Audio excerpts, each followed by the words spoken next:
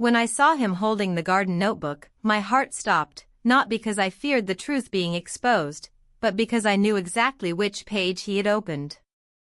The one I forgot to tear out. The one I wrote in a moment of weakness, late at night, after he left me sitting alone at dinner again. I watched his fingers skim the corner of the page, tracing the ink, his brow furrowing with each line he read. I wanted to speak, to lie, to explain, but the words tangled in my throat like weeds wrapping around my voice. He didn't even look at me. Just kept reading, silent and still, as if the silence itself was louder than any accusation. I stood in the doorway, hands clenched so tightly the nails dug into my palms. I remembered exactly what I had written, "You are the only truth I have left." And now he was reading it. My husband. The man I had built a life with. He turned the page slowly, carefully, as if afraid of what would come next, but determined to read it anyway. My breath caught as he reached the folded corner, the one where I'd pressed a dried violet between the pages. A flower from that night in the garden. I saw his eyes shift, his jaw tighten. I knew he had found it. The moment everything would change. The moment the illusion would fall apart. And yet, the worst part wasn't that he had found the note. It was that I no longer knew if I regretted writing it. Before I explain how it all began, before I take you into the quiet unraveling of a life built on silence, tell me, have you ever carried a secret so heavy, it felt like it was growing inside your bones? Leave a comment below, tell me where you're watching from, and let me tell you what really happened. The house felt colder than usual that evening. Not in temperature, but in tone. Everything was in place, the cushions, the dishes, even the scent of lavender from the diffuser, but something about the way the shadows fell across the hallway made the space feel unfamiliar, like I was stepping into someone else's home. He was in his office, on another call that had stretched far longer than he said it would. I heard him laugh once, but not the way he used to. His voice had grown detached, practiced, as though even joy had become a script he recited out of obligation. I set the table anyway. Roasted vegetables, garlic chicken, a salad he probably wouldn't touch. I poured the wine, his glass fuller than mine, as always, and sat down to wait. Again. He didn't come. Not when the food was hot, not when it had cooled, not even when I quietly cleared the plates and placed them in the sink, untouched. Later, as I walked out into the garden, I caught a glimpse of the boy, no, the young man now, sitting by the old wooden table beneath the birch tree. He looked up when he heard my steps, not startled, just aware. His gaze held mine longer than it should have, and I felt something stir beneath my ribs. Not desire. Not yet. Just awareness. Of being seen. He said nothing. I said nothing. I turned and walked past him, pretending I had come out for the wind, for the air, for the night sky. The next morning, I found a piece of folded paper tucked inside my book on the kitchen counter. No name, no greeting, just handwriting, delicate and unfamiliar. You move like someone who forgets she's being watched. My stomach tightened. I folded the note quickly and slid it back into the pages, closing the book too fast. I didn't know what to think. Maybe it wasn't him. Maybe it was a misunderstanding. But I couldn't deny the heat rising up my neck. I stood frozen in place for far too long, holding that book like it might tell me what to do next. My husband came into the kitchen 20 minutes later, barely noticing me as he poured his coffee, scrolling on his phone with one hand and mumbling something about a conference call. I nodded, lips pressed tight. He didn't look up. I think he forgot to kiss me goodbye. That afternoon, I sat in the garden again. Not in my usual chair, but on the stone bench beside the rose bush, the one I hadn't used in months. He was there already, reading, or pretending to.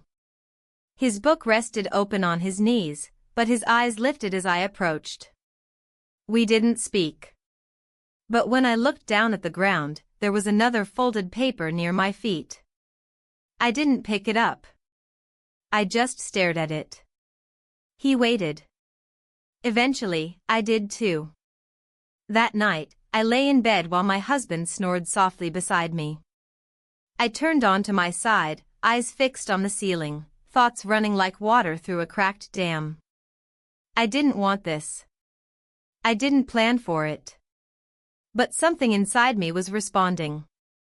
Not to the boy, not to the flirtation. But to being noticed. To the sudden awareness of my own absence in this life I'd helped build. The next day, I left earlier than usual for errands. I didn't need groceries, but I needed space. Distance. Something to keep my feet moving while my mind played back the sound of that sentence on the paper. You move like someone who forgets she's being watched. It haunted me, not because it was romantic, but because it was true. When I returned, he was in the garden again. This time, he spoke. I was just reading, he said, gesturing toward the book. You ever read this one? I looked at the cover. It was a collection of poetry I used to keep on my nightstand, years ago. I used to, I said. A long time ago. It feels like something you'd like, he replied. I didn't answer. Just stood there. Wondering how long he'd been learning me like this. Watching. Noticing. Filling in the spaces my husband no longer saw. That evening, I wrote a reply. A simple line on the back of a receipt. You shouldn't notice things that don't belong to you. I placed it on the edge of the bench and walked away before he could see me. I don't know why I did it. Maybe I wanted to scare him off. Maybe I wanted to see if he would answer. Maybe I just needed to know that someone could still feel something when I left a room. I didn't expect him to reply the next day. But he did. And that's when everything truly began. The following morning passed in slow motion, each minute dragging behind the next like wet laundry on a line that refused to dry. My husband had already left when I woke, his side of the bed cold and neatly made, as though he hadn't slept there at all. A note on the kitchen counter informed me that he would be out late, meetings and deadlines stacked on top of each other. He hadn't signed it. Just, at the end. It felt like punctuation more than farewell. I made coffee but didn't drink it. Stared at the steam rising from the surface, curling in on itself until it disappeared. I thought about the note I had left on the garden bench and whether he had found it. Whether he understood it as rejection, or invitation, or both. I didn't know what I wanted it to be. I only knew I couldn't pretend the ground hadn't shifted. I went about my day pretending otherwise. I folded laundry. Answered 2 emails. Tidied the books on the hallway shelf and stopped short when I saw the poetry collection missing. My breath caught for half a second. It had been there yesterday. Now it was gone. By late afternoon, I had talked myself out of checking the garden. Told myself I was imagining things. But when I finally stepped outside with a basket of clipped lavender, I saw him. He wasn't sitting. He was standing near the tree line, holding something in his hand. I couldn't tell what it was from a distance. His back was turned, and he looked lost in thought, unaware of my presence. I walked slowly, deliberately, not toward him but along the gravel path that circled the garden. My steps made just enough noise for him to hear. He turned, expression unreadable. We didn't speak. I passed him without pausing, but I caught a glimpse of the object in his hand. My note. Folded and unfolded, smoothed and handled so often it looked worn. That night, I couldn't sleep. I lay in bed again, staring at the ceiling, the room too quiet, my own heartbeat far too loud. I didn't hear the footsteps, only the creak of the floorboard near the stairs. The one we had meant to fix for months. It squeaked just once, then silence. I got up, not to follow it, but to move, to breathe, to feel something other than my thoughts pressing in from all sides. I found myself in the hallway, then by the staircase, then in the kitchen with a glass of water I didn't drink. The next day, there was another note. Folded inside the poetry book, which had reappeared on the shelf like it had never been gone. This time, no pretense. No metaphor. I see you. Even when he doesn't. I read it once. Then again. I sat with it for an hour, the house around me humming with its usual mechanical silence, refrigerator clicking on, birds fluttering against the glass, the occasional car outside. But inside, that single line echoed louder than anything else. I didn't know what response to give. I didn't even know if he expected one. But I couldn't pretend it hadn't stirred something dangerous. Not romantic, not even fully emotional. But a recognition that I had grown used to invisibility. And someone had noticed. The next few days blurred together. My husband remained absent in all the ways that mattered. He spoke only about logistics, dinners we needed to attend, things we needed to order, appointments we needed to confirm. His tone was neutral, polite. Distant in the way that people become when they forget how to be close. I said yes to everything. Nodded, smiled, moved through the routines as if I were underwater. But every now and then, my mind drifted to the bench, to the notes, to the way I had felt when I realized I was being watched not out of judgment, but out of quiet, aching curiosity. And then, one afternoon, something changed. I had gone to the shed to find a box of old planting tools. We hadn't used them in years. The garden had mostly taken care of itself since the landscaper left. I opened the creaky wooden door, letting in light that hadn't touched those shelves in ages. There, propped against the far wall, was a wooden chair. Not new. Handmade. Still unfinished, the wood sanded but not stained. There was a ribbon tied around one arm, faded blue, frayed at the edges. Attached to it, a single page torn from a notebook. You deserve to sit somewhere built just for you. My throat tightened. I stepped back, afraid that someone was watching, but the space was empty. I touched the edge of the ribbon without untying it. My hands trembled, not from fear, but from how deeply I recognized myself in those words. I didn't take the chair. I left it there, in the dusty shed with the old tools and unused seeds. But I carried the note inside and placed it beneath the candle on my nightstand. The next morning, I wore the green blouse I hadn't touched in over a year. The one with the neckline just a little lower than necessary, the sleeves that tapered elegantly at the wrists. I wore it for no one, I told myself. Not for my husband, who wouldn't notice. Not for him, who might. At lunch, I sat by the window. The sunlight made everything sharper, the lines on my face, the shadow at my collarbone, the quiet house behind me. I saw him in the garden again. This time, he was looking directly at me through the glass. We didn't smile. We didn't wave. We didn't move. But something passed between us. And by the time my husband came home that night, I couldn't remember the last time he had looked at me with that kind of stillness. The kind that saw. The kind that asked nothing but noticed everything. When I went to bed, there was no note. No new paper. No sign. But I dreamt of the chair. And of sitting in it. Finally. Without apology. The following days passed with an eerie kind of stillness, like the quiet before a storm you can't see but somehow sense is building beneath the surface. My husband had taken to leaving the house early, often before I woke, his briefcase already packed and coat draped over the chair. The click of the front door closing had become my new morning ritual. There were no goodbyes, no questions, just the hollow space he left behind, echoing louder than any slammed door ever could. I tried to fill the silence with motion. I rearranged the linen closet. Polished the silver we never used. Took out old boxes from the attic and opened them, only to close them again without touching a single thing.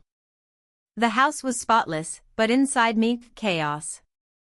I found myself drawn to the garden more often, but not in search of him. Or so I told myself. I went to water the potted lavender, to clip back the rosebush, to shake out the cushions on the bench. I told myself I was reclaiming that space. I didn't look at the shed. Not even once. And yet, I knew he was watching. It wasn't the obvious kind of watching. It was quieter than that. A presence felt more than seen. A breath held on the other side of a windowpane. An unspoken acknowledgement lingering in the air between two people who are too careful to touch it. That afternoon, while folding laundry in the upstairs hallway, I heard a soft knock at the front door. Not urgent. Almost hesitant. I set the basket aside and descended the stairs slowly, wiping my hands on the hem of my blouse out of habit. When I opened the door, no one was there. But a book lay on the welcome mat. Not wrapped, not labeled, just left. I picked it up cautiously, turning it in my hands. It was one of mine, an old copy of a journal I had written in years ago and lost. I didn't even know it still existed. I flipped it open. Between the first pages, pressed flat like it had been there for weeks, was a single violet, dried, delicate, but unmistakably from the garden. My breath caught in my throat.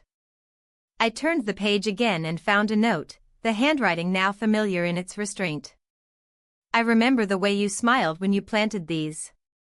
You were barefoot. I sat down on the stairs, the book heavy in my lap. My hands trembled slightly, not out of fear, but out of the realization that someone else had been remembering me in a way I hadn't remembered myself in years. I closed the journal and pressed it to my chest. It felt intimate in a way I didn't have words for. Not romantic, not confessional.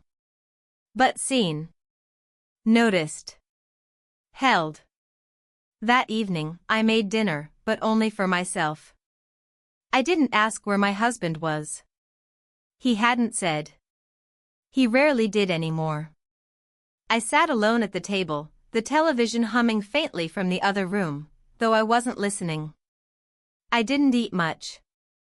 My appetite had become unpredictable, like my emotions, shifting without warning. Later, I walked to the garden again.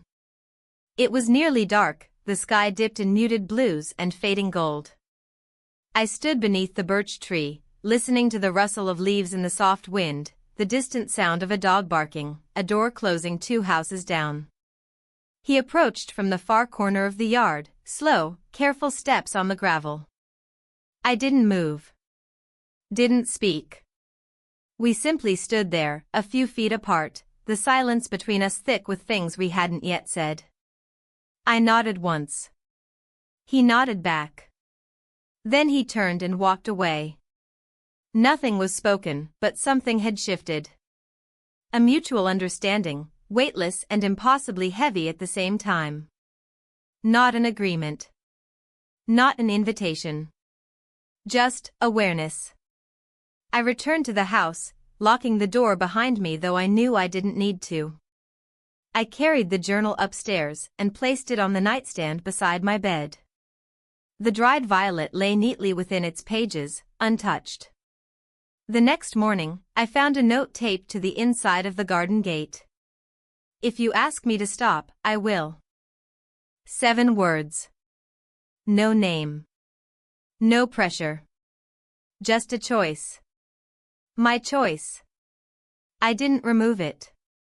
I left it there. All day. Around noon, my husband called. The sound of his voice on the phone startled me, not because it was angry or upset, but because it was so normal. He asked if we needed anything from the store. Said he might be home late. I told him we were fine. We. The word echoed awkwardly in my own ears. After the call, I walked back to the garden gate. The note was still there, fluttering slightly in the breeze. I touched it with my fingers, but I didn't remove it. I left it in place and returned to the house without another glance. That night, I wrote something in the journal. A single sentence, barely legible, scrawled in the corner of a page. I forgot what it felt like to be seen. No one would read it. Not unless I let them. But writing it felt like saying it aloud to someone who would listen without judgment. The following day, there were no notes. No footsteps. No silent exchanges in the garden.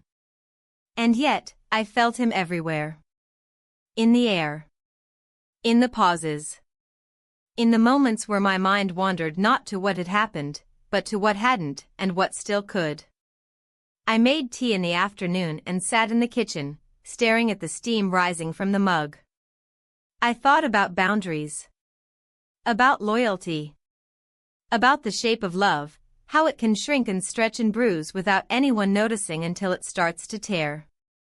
When my husband came home that evening, he kissed the top of my head and commented on the scent of something I had sprayed earlier. I nodded, eyes on my tea. He asked if I wanted to take a trip soon, somewhere quiet, maybe the coast. Just the two of us. I said, let me think about it. He smiled and said, of course. And I saw, for the first time in weeks, the flicker of something in his eyes. Doubt. The smallest crack. And just like that, I knew. He had started to notice. The days that followed were marked by a kind of fragile stillness, the kind that doesn't settle but hovers, waiting to be disturbed. My routines remained unchanged on the surface, coffee in the morning, tending to the house, brief exchanges with my husband that skimmed across the surface of our shared life like flat stones. But beneath it all, something was beginning to press outward from inside me, something I couldn't ignore much longer. I kept returning to the garden. Not with purpose, not even with curiosity, but like a moth returns to a light it doesn't fully understand. I told myself it was for the fresh air, the quiet, the illusion of escape. But I knew better. It was the only place I still felt anything that resembled clarity, even if that clarity was uncomfortable. He was there again. Not always, but often enough that I no longer believed in coincidence. Sometimes I would see him reading. Other times sketching in a worn notebook. He never initiated conversation, never approached unless I gave some sign, and I didn't. Not at first. But our eyes met more often. And when they did, something passed between us that I couldn't name. A current, a pull, a recognition. One morning, I found a book left on the garden bench. Not hidden, but not left out openly either. A worn hardcover with a linen spine and no jacket. I sat beside it slowly, unsure whether to touch it. Eventually, I did. Inside, a pressed leaf. A deep burgundy, turning brittle at the edges. Tucked beneath it, a note that simply read, "Things fall quietly before they fall completely." I closed the book and held it in my lap. I didn't cry, though something about the sentence made my chest ache in a way that felt dangerously close to grief. I wondered if this was how it started for other people. Not with decisions, but with the slow recognition that something has already begun. I didn't tell my husband about the book. I placed it on the shelf with the others and let it blend into the background. That evening, he came home later than usual. His voice was quieter, his eyes darted more.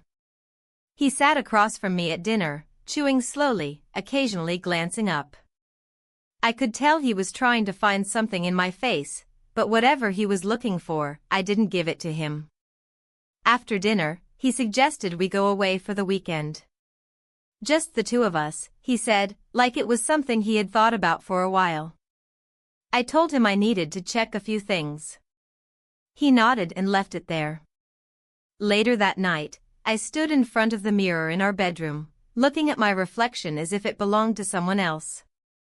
The lines at the corners of my mouth seemed deeper, my eyes more tired. I used to wear lipstick before dinner, years ago. I used to change clothes in the middle of the day just because I wanted to feel different. Somewhere along the way, I had stopped. I opened my drawer and found the green scarf I hadn't worn in years. I tied it around my neck without thinking. It wasn't about beauty. It was about memory. The next day, I wore the scarf into the garden. He was there, seated at the far end, sketchbook open on his lap. He didn't look up immediately, and I didn't speak. I sat a few yards away, hands folded in my lap, eyes on the trees. The silence wasn't awkward. It was full. When he finally glanced in my direction, I didn't look away. And when I stood to leave, he didn't follow. But he placed something on the bench where I had been sitting. I didn't see what it was until I returned hours later. A folded page, torn from his sketchbook.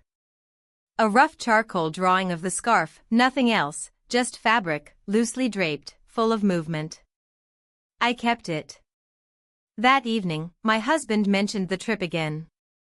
He had already looked at places to stay, he said. Somewhere near the water. I nodded. He asked if I was all right. I said I was just tired. That night, I dreamed of the garden. Of standing barefoot on the grass, wind tugging at the scarf, pages scattering from a book I couldn't hold on to. I woke just before sunrise, my chest tight with something I couldn't name. The next morning, I returned to the shed. I hadn't been back since the chair. Dust clung to the windows, light barely filtering through. I stepped inside and let the door close behind me. The chair was still there. Unfinished, imperfect, but waiting. I ran my fingers along the edge of the armrest, feeling the ridges where the sanding hadn't been smoothed completely. It wasn't beautiful. But it had been made with intention. There was no note this time. No gift. Just space. Stillness. Presence. I sat down. And for the first time in a long while, I allowed myself to feel what I had been avoiding. Not desire. Not guilt. Just the deep, aching awareness of being both seen and invisible in equal measure. That evening, I told my husband I would go on the trip. His face lit up in a way I hadn't seen in months. He said it would be good for us. That we needed this. I said nothing. Just smiled and nodded. But my thoughts stayed in the shed. With the chair. And the silence that said more than any words ever could. The morning of our planned weekend away arrived with a sky full of thin clouds, the kind that seemed undecided about letting the sun through. I packed a bag with practiced movements, 2 sweaters, a blouse I hadn't worn in years, and a book I knew I wouldn't read. My husband was already loading the car, whistling low under his breath, a tune that didn't match the tension quietly pulsing beneath my skin. We didn't speak much during the drive. The road curled through small towns and open stretches of field, the silence broken only by the occasional remark about the weather or a familiar landmark. He seemed lighter somehow, or at least more determined to pretend. I watched his hands on the steering wheel, the way his fingers flexed during turns, and wondered when I had stopped noticing small things like that. Or perhaps I had simply stopped caring. The cottage was modest but clean, with tall windows facing the sea and a narrow wooden path that led down to the beach. He had chosen it well, I had to admit. It was quiet, private. Removed from everything familiar. That, I supposed, was the point. We unpacked in near silence. I arranged my toiletries on the small bathroom shelf, brushing my fingers lightly over the edge of the mirror. It was speckled, imperfect. I caught my reflection in pieces and thought that felt fitting. By late afternoon, we took a walk along the shore. The wind tugged at my sleeves, and my shoes filled with sand. He talked about a project at work, something with new investors, something with numbers and names I didn't recognize.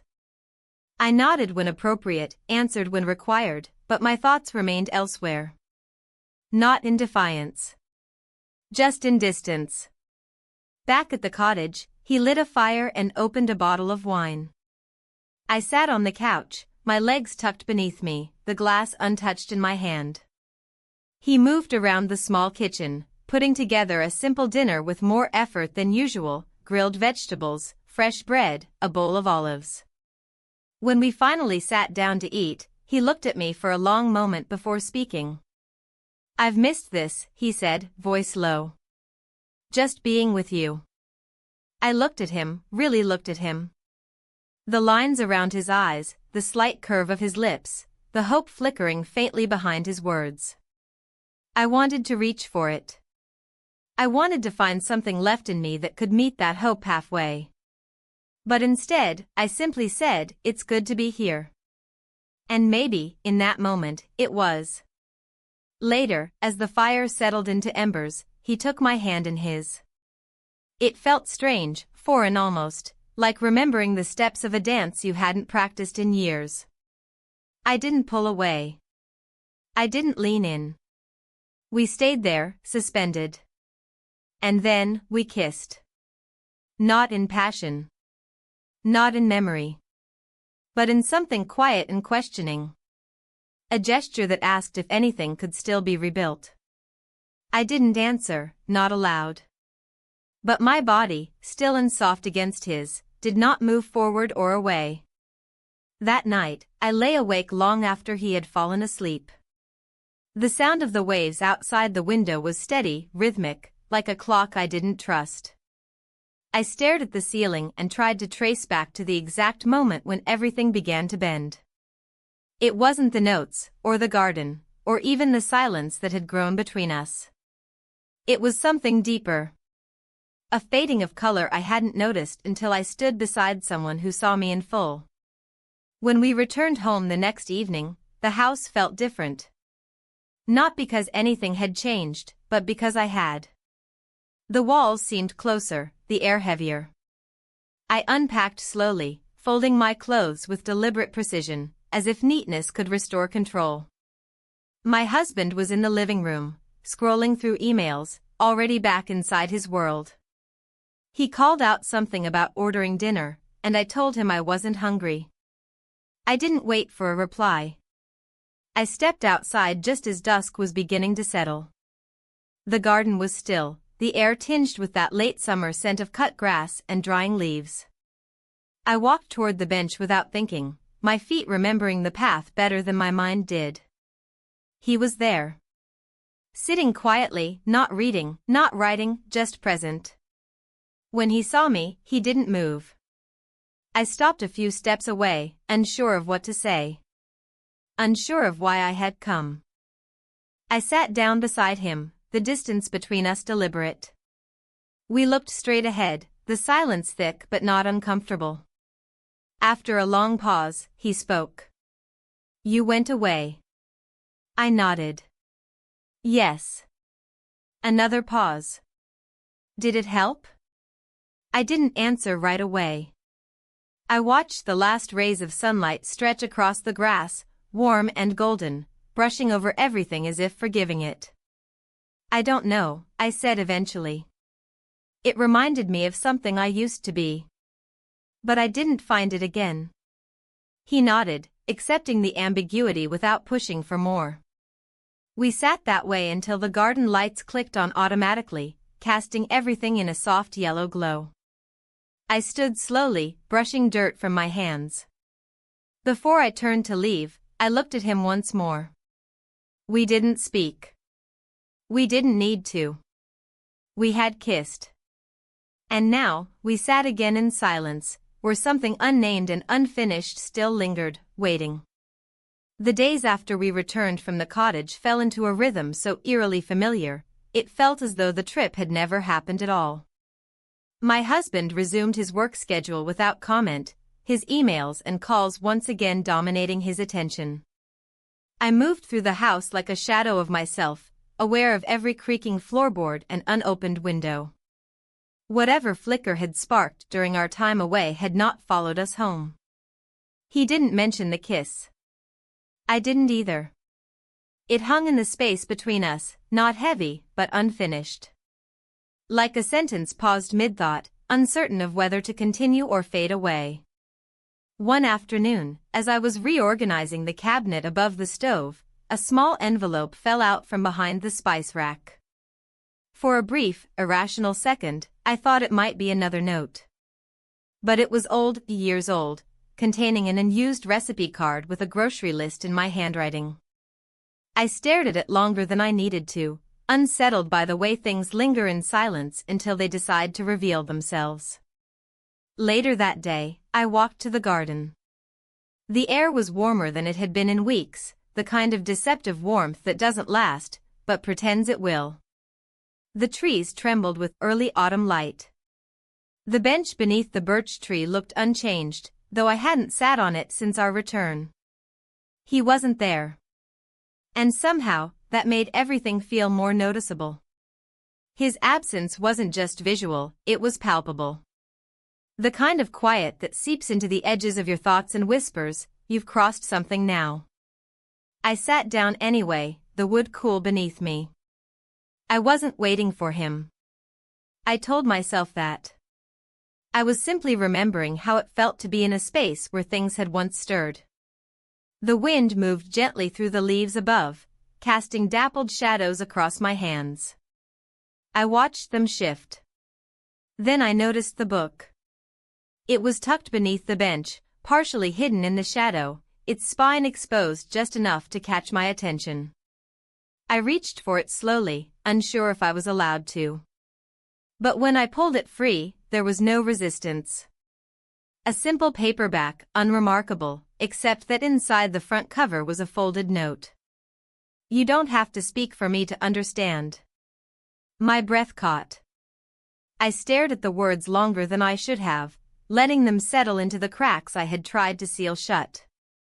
I folded the note again and placed it back inside the book, then left it on the bench. I didn't know if I was accepting the message or returning it. I just knew I wasn't ready to carry it. That evening, my husband asked if I wanted to go out for dinner. His voice was light, almost hopeful. I hesitated, not because I didn't want to go, but because I didn't know how to show up in public beside someone I barely felt connected to anymore. But I agreed. We went to a small restaurant we used to visit years ago, one with creaky wooden chairs and candles in old wine bottles. He ordered the same thing he always had. I chose something different, though I couldn't explain why. We talked, but not deeply. Shared glances, but not meanings. Smiled politely, but not intimately. It felt like we were both trying to remember a dance we used to know but had since forgotten the music to. After dinner, he reached for my hand as we walked to the car. I let him. His hand was warm, familiar. But when our fingers laced together, I felt the absence more than the closeness. Not because of him. But because of me. The next morning, I found a new note on the windowsill above the sink. It hadn't been there the night before. I was sure of it. My heart thudded against my ribs as I unfolded it, breath already shallow before reading the words. "If you're trying to forget, you're doing it beautifully." But I still remember everything. I held the note for a long time, staring at the loops of each letter, the way the ink faded slightly at the end of the sentence. The words didn't ask for anything. They simply existed. A quiet acknowledgement that whatever had begun between us had not disappeared. It had only gone silent. That day, I avoided the garden. Instead, I stayed indoors, cleaning the spaces I usually ignored.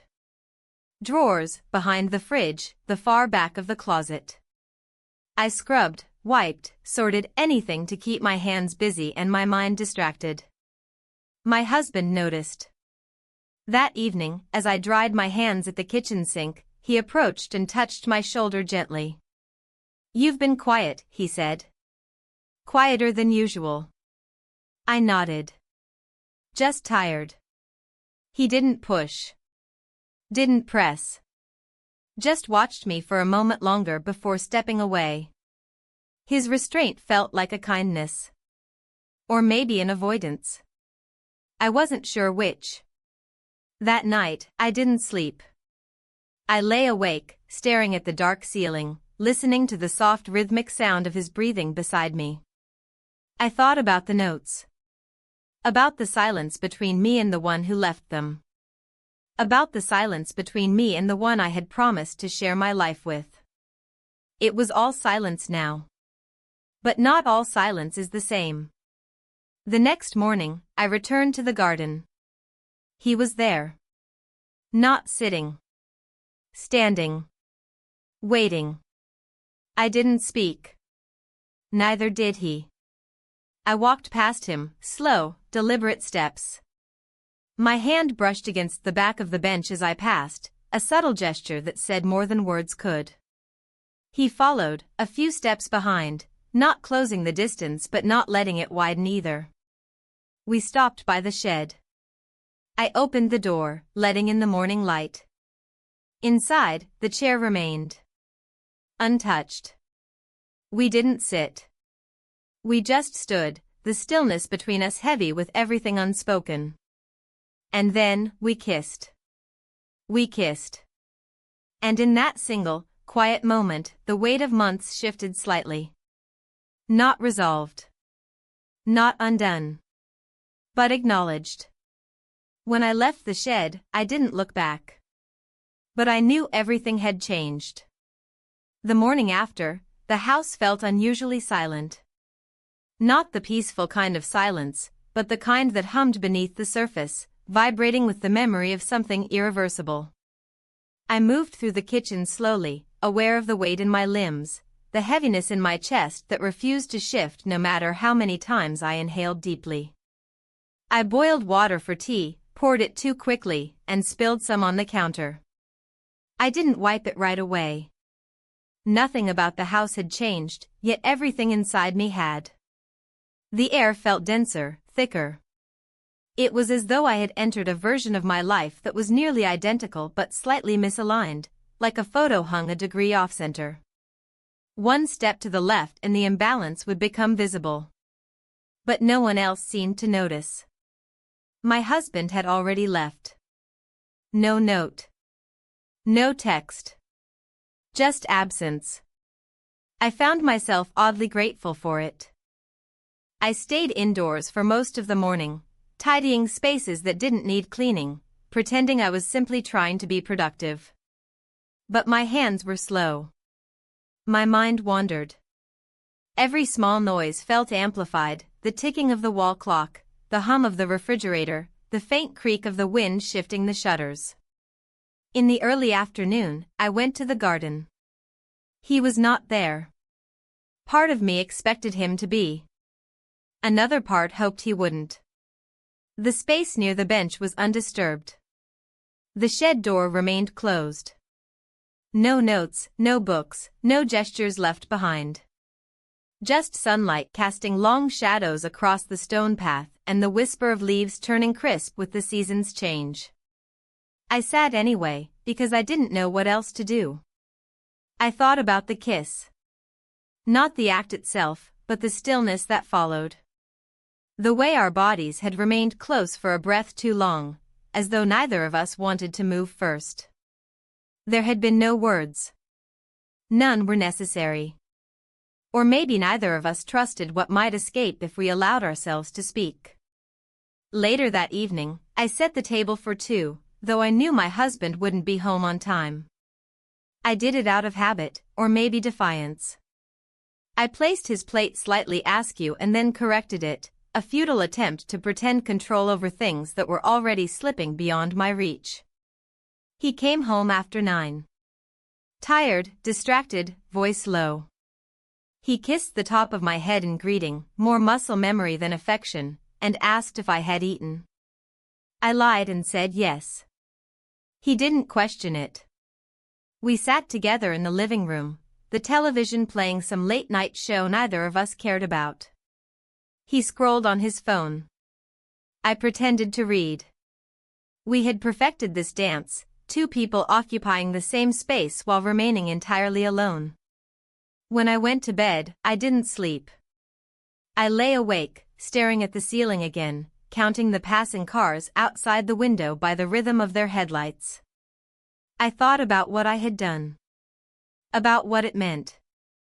About how something could feel both deeply wrong and painfully right in the same breath. We spent the night together. I kept repeating the sentence in my head. Not to romanticize it, not to analyze it. Just to accept it. It had happened. It was real. And now I had to live with the weight of that truth. The next morning, the silence between my husband and me had grown even thicker. He asked if I had any plans for the day. I said I wasn't sure. He nodded, and that was the end of the conversation. As he gathered his keys, I noticed his eyes linger on me just a second longer than usual. I watched from the kitchen window as he drove away. His taillights blinked red at the end of the driveway, then vanished behind the curve of the street. When I turned back toward the sink, I found a folded piece of paper beneath the edge of the fruit bowl. I hadn't put it there. I unfolded it slowly, careful not to tear the edges. I didn't sleep. I kept replaying the silence after. That was all it said. But it was enough. I held the note in my hand, unsure of what to feel. There was no instruction, no question, no declaration. Just another piece of shared space. Another moment suspended in the in-between. That afternoon, I returned to the garden. Still no sign of him. The shed was locked. The bench untouched. I sat anyway. This time, I brought a book, not to read, but to occupy my hands. I opened it to a random page, stared at the words without absorbing them, and let my mind drift. I remembered the way his eyes looked just before we kissed. Not eager. Not hesitant. Just present. Fully and completely there. I couldn't remember the last time anyone had looked at me like that. The sun dipped lower in the sky, painting everything in a soft golden hue. I closed the book and stood slowly. As I turned to leave, I saw it, on the far corner of the bench, tucked beneath the cushion. A small envelope. I hesitated before picking it up, fingers hovering above the paper. My heart beat faster, not from fear, but from the undeniable realization that I was in too deep now to pretend otherwise. Inside, a single sentence. I don't know what you'll do next. But I'm still here. I read it twice. Then again. I didn't fold it back. I held it in my palm, as though that would somehow help me decide what to do with it, or with any of this. That night, at dinner, my husband asked if I wanted to go away again. Somewhere quiet, he said. Just the two of us. No distractions. I looked at him across the table. His eyes were tired. His face kind. Familiar. And I didn't know what to say. Because I had already gone somewhere else. And I wasn't sure I could return. The morning sunlight filtered through the sheer curtains, casting faint lines across the bedroom wall. I sat at the edge of the bed, one slipper on, one still in my hand, unmoving. The weight of the note from yesterday still lingered in my chest like something half swallowed. I hadn't hidden it. I hadn't even put it away. It rested in the shallow dish where I usually kept my earrings, as though it belonged among the ordinary. My husband was already gone again. I heard the garage door closing an hour earlier but hadn't gotten up. I didn't want to face another breakfast eaten alone in silence, pretending that routine hadn't turned into avoidance. The kitchen was untouched, the coffee pot cold. I didn't bother reheating it. Instead, I walked barefoot through the hallway, letting the chill of the hardwood floor ground me. Outside, the garden looked peaceful. Unchanged. But I had long since learned that appearances rarely tell the truth of what lies beneath. I stepped outside without a jacket, ignoring the breeze that swept across my arms. It wasn't cold, just enough to feel. I crossed the yard slowly, scanning for signs, a book, a shadow, something left behind again, but there was nothing. The bench stood empty, the shed door still closed. The air felt thick with anticipation, and yet, nothing came. I sat anyway. Sometimes, the act of sitting is enough. I stayed there for almost an hour, unmoving, watching the light shift over the grass. I thought about what it meant to wait without expectation, to be present without reaching. I wondered if that was what he had done all this time. And if it was, what it had cost him. When I finally returned inside, I went straight to the laundry room. I hadn't planned on doing anything, but I opened the washer and began sorting through a basket without thinking. A small envelope was tucked between two folded dish towels, one I hadn't used since spring. I froze. My fingers grazed the corner of the paper, hesitant, as though touching it might make it disappear. I pulled it out slowly and unfolded it with care. "You've been quieter lately. I can feel the shift. If this is the end of something, I want to understand." I stared at the words, not just reading them, but feeling them. They weren't accusatory. There was no demand in them. Just a reaching out. A hand extended across a widening space, unsure if it would be grasped. I didn't write back. Not because I didn't want to. But because I didn't know how to write something that didn't sound like an excuse. And I was tired of lying to myself. The rest of the day passed in silence. I cleaned. I cooked. I moved through the house like someone visiting their own life. My husband texted that he'd be home late. I responded with a simple okay. As the evening deepened, I opened my journal for the first time in weeks. The pages felt unfamiliar under my hands, like I was holding the memories of someone else. I began to write, not about the notes, not about him, not about my husband. But about myself. About the version of me that had slowly dissolved in the years of being needed but not seen, heard but not listened to. I wrote about the silence. The kind that accumulates like dust. The kind that settles in corners and crevices until one day you realize you're breathing it in with every word you don't say. When the ink ran dry mid-sentence, I didn't reach for a new pen. I closed the journal and placed it on the windowsill, where the light could find it in the morning. That night, I dreamt of the garden again. But it was different. This time, the bench was empty, and the trees were bare. The wind carried no messages, no leaves, no hidden notes. I was alone in the dream, walking in slow circles, retracing the same path again and again. And when I awoke, my cheeks were wet with tears I hadn't felt fall. The next morning, I opened the back door and found the shed door ajar. It hadn't been that way the day before. My breath caught, but I didn't hesitate. I walked across the yard and pushed the door open fully. Inside, the chair was gone. In its place, a box. It was small, wooden, worn at the corners like it had been handled too many times. I knelt and opened it slowly.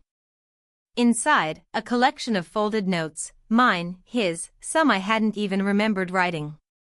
Bits of paper with phrases half-formed, others complete. A dried violet. A pencil sketch of my scarf. A crumpled page with only one word on it, still. I sat on the ground, holding the box in my lap, unsure what to feel. It was not a declaration. Not a goodbye. Just a record. A quiet archive of everything we had left unsaid in the open. I didn't take the box with me. I left it where it was. When I returned to the house, the lights were on. My husband had come home early. He stood in the hallway, coat still on, keys in hand. He looked at me with something close to uncertainty, maybe even fear. I've been thinking, he said. Maybe we should talk. I didn't answer right away. I looked at him, and for the first time in a long while, I saw not the man I had built a life with, but the man who had slowly stopped asking who I was becoming. I nodded once. And we sat down at the table where so many meals had passed in silence, ready now, perhaps, to fill it with words. The conversation we had that evening didn't unfold like I expected. There were no accusations, no raised voices, no confessions offered or demanded. Just two people sitting across from one another, trying to make sense of the distance that had grown between them like ivy, slowly and silently, until it covered everything. We didn't speak much at first. The air between us was heavy, not with tension exactly, but with the burden of everything unspoken. I could feel him watching me, trying to find an opening, and I didn't know if I wanted to give him one. I wasn't angry. I wasn't even afraid. I was just tired. He asked if I was happy. The question caught me off guard in its simplicity. For a long moment, I didn't answer. I stared at my hands, folded on the table, fingers wrapped around each other so tightly they had gone cold. No, I said finally. Not really. He nodded, slowly, as if he had known the answer but needed to hear it spoken aloud. He didn't ask why. He didn't ask when it had started. Instead, he said something that surprised me even more. I think I stopped asking who you were becoming. There it was. The sentence that had been sitting in the back of my mind for months, maybe years. A quiet truth neither of us had dared to say. The kind of realization that comes not with a crash, but with a sigh. I looked up at him, not with resentment, but with a strange kind of grief. For everything we had once been. For everything we had stopped being. For the versions of ourselves that had drifted past each other like ships too proud to call for rescue. I think I stopped knowing how to be seen, I replied. We sat with that. Later, he suggested we take a break. Not a separation. Not a divorce. Just space. He would stay with a friend for a few days. Let the house breathe. Let us breathe. I didn't argue. I didn't cry. I only said, okay. That night, after he packed a small bag and left, I walked through the quiet house as though it had been emptied of more than just one person. The silence didn't feel the same. It didn't feel oppressive. It felt honest. Like something had finally cracked open. I wandered through each room slowly, not looking for anything, just trying to feel the shape of it all. I paused at the window in the kitchen, watching the garden sway in the wind. The shed stood still in the distance, its door now closed again. The bench under the birch was empty. Nothing waited for me out there. But I still went. I crossed the yard barefoot, the grass cool beneath my feet, damp with dew. The moon hung low in the sky, casting silver light across everything. I sat on the bench without thinking, hands resting on my lap, breath steady. There was no note. No book. No drawing. Just me. I sat there for what must have been an hour, letting the air wrap around me, letting the quiet settle. I didn't want a message. I didn't need one. I had reached a place where nothing more needed to be said. But when I stood to leave, I noticed a slip of paper wedged between the slats of the bench, tucked so deep I might not have seen it if the wind hadn't shifted just right. I pulled it out carefully. The paper was worn, the corners soft from time and touch. The handwriting, familiar. You are the only truth I never doubted. I read it twice. Then folded it neatly and placed it in my pocket. The next morning, I stayed in bed longer than usual. The sun poured through the window, warm and indifferent. I listened to the sounds of the house, the creak of the floorboards, the hum of the fridge, the occasional bird tapping against the glass. It was the same house. But it no longer felt like it belonged to a version of me I was pretending to be. I spent most of the day alone, moving slowly, letting myself feel without directing the feelings anywhere specific. I didn't try to organize, or fix, or explain. I simply moved through the hours like they were rooms I hadn't visited in a long time. That afternoon, I returned to the shed. The box was gone. I searched the floor, the corners, even the shelf near the back wall, but it was no longer there. Whether it had been taken or simply moved, I couldn't say. But I felt its absence keenly, as though part of me had been lifted quietly away while I wasn't watching. Instead, on the chair, a new note. No envelope. Just folded once, left in plain view. Sometimes, knowing is enough. I don't need anything else. I didn't take the note with me this time. I left it where it was. A part of me wanted to stay in that space longer, to wrap myself in the softness of it. But I knew it wasn't mine to hold forever. That night, I wrote in my journal again. Not about him. Not about my husband. But about the quiet. About how it had changed shape. How it had gone from loneliness to clarity. From absence to presence. I wrote that I was no longer afraid of being alone. That I didn't need someone else to see me in order to feel real. I wrote, I have lived so much of my life waiting to be chosen. Now I choose myself. I closed the journal gently and placed it back on the windowsill, the breeze lifting the edge of the cover just enough to make the pages whisper as they settled. When I went to bed that night, I slept. Not deeply. But without regret. The final morning arrived like any other, unremarkable in light, sound, or temperature, but I felt it settle into my chest with a quiet finality that I couldn't ignore. The air had changed, not outside, but within.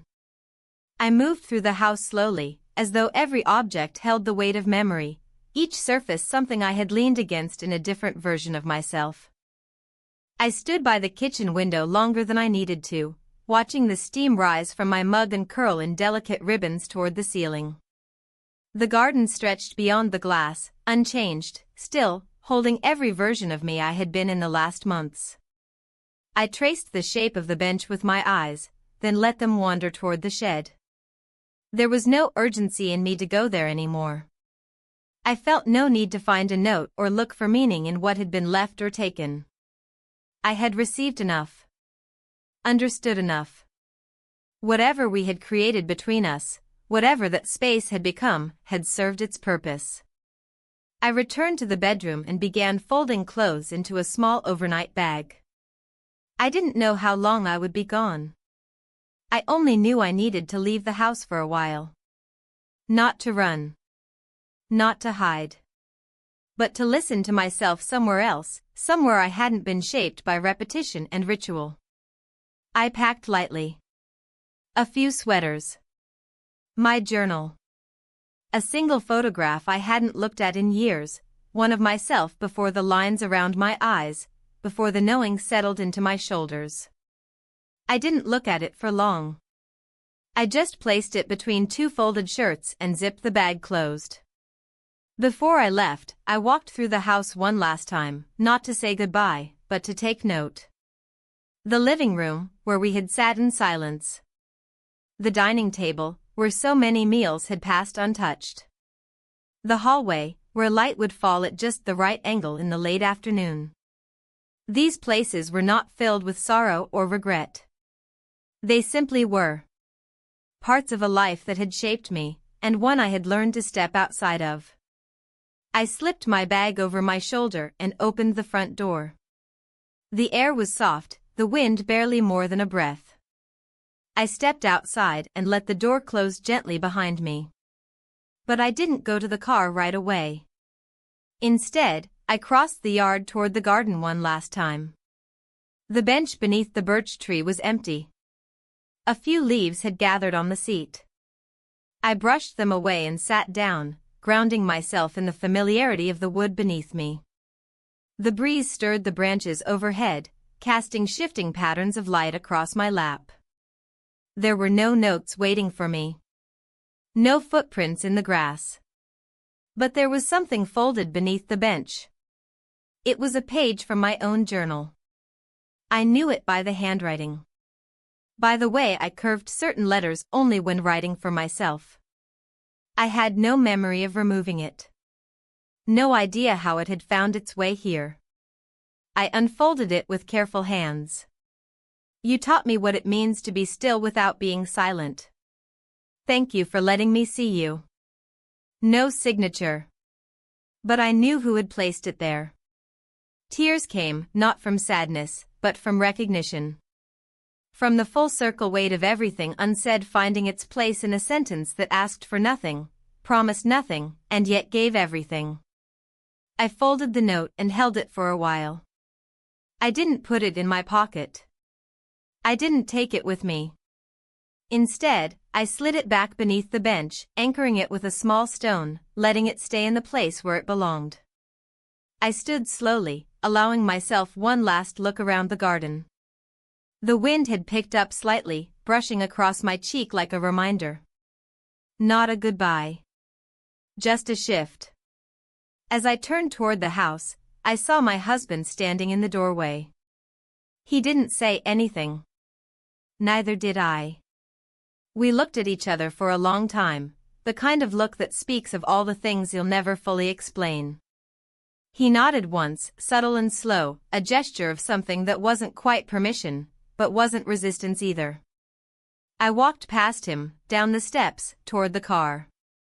As I opened the door, I felt the weight of the moment settle over me, not as a burden, but as truth. I had not left because I was unloved. I had not stayed because I was afraid. I was simply choosing. Choosing to be someone different, somewhere new. To listen for the quiet voice inside me that had grown louder with every note, every silence, every turning page. As I pulled away from the house, the garden disappeared in the rearview mirror. I did not look back. Because for the first time in a long time, I knew exactly where I was going.